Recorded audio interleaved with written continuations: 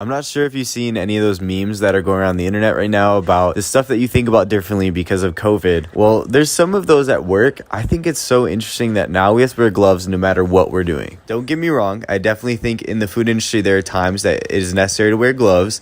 But lately, I think they honestly are only having us wear them so it looks nice. Back in the day, we only would wear gloves when we would actually handle food with our hands. So since when we scoop ice cream, we don't handle the food with our hands. We only use our spades to touch the ice cream. We never actually used to have to wear gloves. And that also includes when we touch the spoons or the tongs to get the toppings out. It's just tricky and thought-provoking, but I'm curious to see if you guys can think of any other things that are so different now because of COVID. One of the memes I saw I thought was pretty funny. It was talking about how when you go bowling, everyone gets a bunch of snacks and whatnot, and you're eating the snacks, and then you go touch the bowling ball that everyone else has touched, then you go back and eat snacks again. If I'm being honest though, I do love wearing gloves when I fill ice cream because normally I do get my hands covered in ice cream when I do this, so it's actually pretty nice.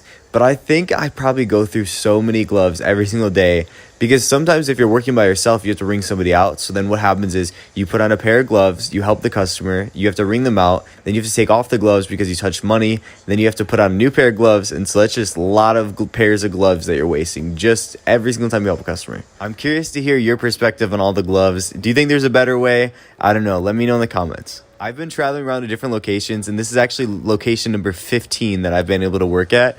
And it's so cool to see that they do things differently, but then also there are people that work there and they're like, hey, I actually learned how to do that because of your videos, which is so fun and so crazy to think about. One of those things is what I'm doing now, and that's called filling the Ghia.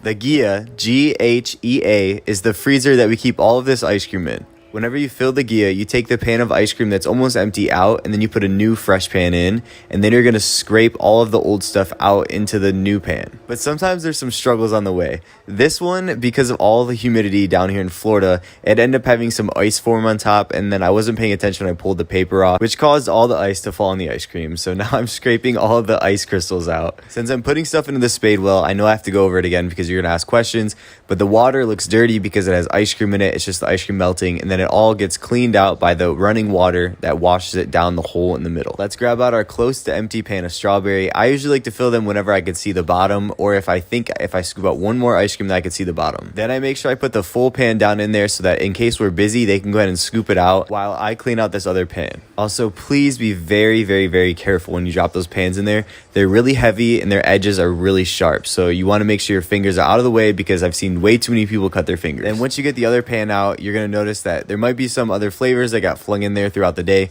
So you want to make sure you take all those little chunks out so you don't mix in the other flavor of ice cream. For this one, it was strawberry and there's flakes of cotton candy in there. What I do is I scrape down all the way around the pan and make sure I get everything from the top to the bottom. Then I take the pan and put it on its side and then pull that to one side, then flip it over and then pull it all down to the other side. This helps all of the ice cream release from the sides of the pan, and then you can form it into one giant ball that you can just plop right on top of the ice cream that we put into the Ghia. If you notice, I'm doing this on the back counter, and there's a few reasons for that. One is so that I'm out of their way, and then another one is so that I can use more leverage because the back counter is a little bit shorter than if I were to do it on this other side, so you can use more of your body weight when you're smushing down all that ice cream. Once I throw all of the ice cream in there, we're going to go ahead and clean off our spade in the spade well, make sure it's nice and rinsed off so that none of the ice cream sticks on there, and then now we can kind of mush it down in so that it doesn't all pop right back out when we go to scoop our next ice cream. Our emoji of the day, I think, should be gloves. I don't know if you guys agree, or a bowling ball. You pick.